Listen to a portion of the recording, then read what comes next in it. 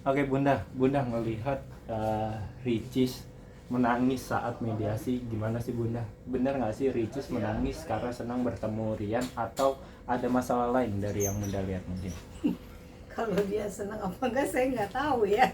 Pertanyaannya lucu nih. Tapi yang saya tahu kalau misalnya orang nangis itu pada waktu sudah ada masalah dengan pasangannya, ada rasa campur aduk ya di sana, ada rasa apa ya namanya, masih ada mungkin marahnya, masih ada kecewanya, tapi juga menyayangkan kok ini bisa harus berakhir. Jadi semua rasa jadi satu. uh, Sewaktu kita tidak bisa mengungkapkannya dengan runut, itu biasanya keluarnya dengan nangis. Itu ceritanya kayak gitu. Tapi kenapanya, apakah kemudian terpesona atau tidak, mungkin saya nggak tahu ya. Gitu.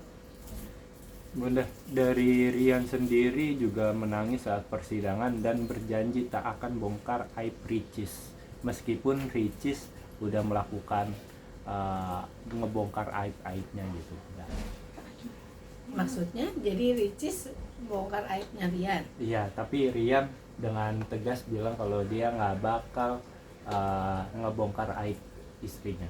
Itu sesuai dengan agama. Kita nggak boleh membongkar aib pasangan kita. Itu sebetulnya kalau kita bongkar, itu salahnya juga ada di kita. Karena kan berpasangan tuh kan dua, jadi dua-duanya tuh andil gitu. Kalau menurut saya tuh tindakan yang bagus ya gitu. Dan itu tidak akan memperpanjang dan memperluas masalah.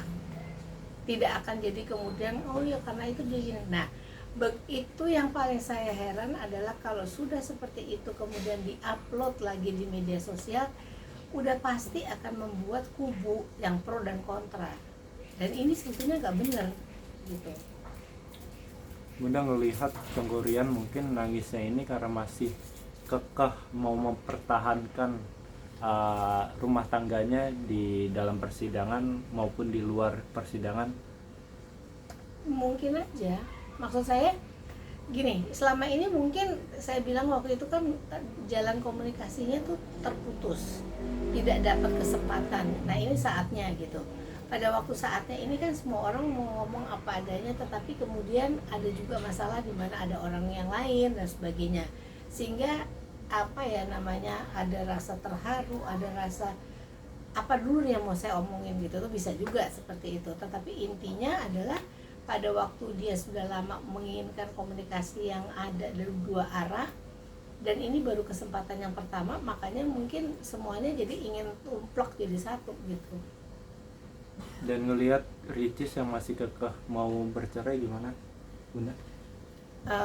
Itu saya nggak tahu ya, tetapi intinya kalau dia misalnya kekeh mau bercerai, mungkin dia merasa bahwa tidak bisa berubah lagi, padahal tidak ada orang yang tidak bisa berubah. Itu pasti berubah, pasti bisa. Kalau saya ngelihatnya bahwa ada pride di dalam diri yang membuat kita merasa bahwa saya udah terlanjur nih, udah mau ngomong gini, kayaknya nggak enak kalau kita mundur lagi gitu. Nah itu yang kalau saya pikir jadi alasan, itu sayang banget. Karena saya selalu bilang perkawinan itu just like a package, which kalau setiap kali kita buka bungkusnya ada sesuatu yang baru dalam perkawinan itu yang harus diadaptasi. Buka lagi, ada lagi, dari tahun ke tahun tuh pasti begitu. Sehingga kalau kita baru berapa tahun kita melihat ke apa ya, keberbedaan atau apa yang berbeda, ya iyalah, karena ini kan datang dari perbedaan culture, datang dari perbedaan usia, dari perbedaan pendidikan, dari perbedaan macam-macam. Sehingga kalau menurut saya wajar akan berbeda. Yang harus dicoba adalah untuk mencoba menganalisis, cari jalan tengahnya. Ini kan banyak juga mungkin masalah di harapan masing-masing yang tidak terpenuhi. Makanya harus bisa kemudian dicari bagaimana cara saling memenuhi kebutuhan atau harapan masing-masing. Kalau nggak ada yang mau ngalah, nggak ada yang mau saling mengalah, saling kemudian mencoba berubah, ya nggak akan jalan gitu. Kondisi psikolog Ricis seperti apa sih Bunda yang Bunda lihat, terlebih Ricis sendiri nggak bisa memaafkan Rian gitu sampai sekarang? Kondisinya kayak gimana ya, saya nggak tahu, tapi mungkin rasa keras hatinya, kekehnya itu mungkin ya karena ada hal yang dia pikir nggak bakal bisa berubah lagi gitu, makanya ngapain dipertahankan gitu. kenapa nggak mencoba berupaya, kalau menurut saya gitu. Tapi kan kita nggak bisa ngomong begitu karena kita nggak menjalaninya. Kalau yang menjalaninya mungkin ngerasa bahwa perbedaannya sudah terlalu jauh, maka kayaknya nggak bakal untuk tidak worth it untuk kita dipertahankan. Bunda ngelihat pengakuan Ricis yang bilang kalau tak cocok dengan Tengku Ryan lagi itu menjadi alasan utama, gimana Bunda? Masuk kan? Kalau nggak cocok ya mungkin, tetapi kan semua orang emang nggak cocok, nggak belum tentu bisa klik pas gitu. Kalau dia mau cari yang klik pas kan nggak bisa, susah. Makanya memang pasti ada perbedaan. Tapi kalau misalnya mengatakan bahwa ini udah nggak cocok sama sekali, ini, pertanyaan saya waktu pertama kali bertemu, apa nggak mendapatkan analisis itu, atau terlalu bucinnya sampai tidak menganalisis hal tersebut. Bunda, dengan tadi sidang Ricis masih bersalaman cium tangan sama Tengku Ryan, ini suatu harapan juga untuk rujuk Bunda? Belum tentu, tapi dalam adab Islam kan memang kalau yang lebih tua atau masih suami itu harus cium tangan, statusnya masih seperti itu. Terakhir Bunda, apa yang mau disampaikan ngelihat sidang mediasi ini baru pertama kali dan dua-duanya hadir?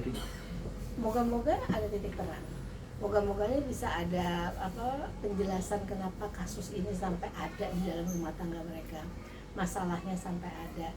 Moga-moga dua-duanya mau membuka hati dan pikiran, kan hanya Allah yang bisa membolak-balikkan hati dan pikiran manusia.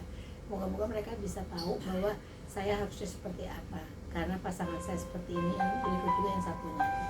Penting nggak sih Bunda mediasi di luar persidangan? Penting menurut saya. Kalau di persidangan itu kadang-kadang nggak terbuka juga karena kan ada tokoh lain.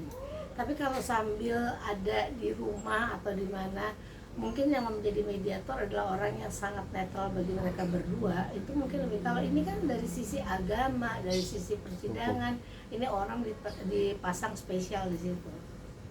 Oke,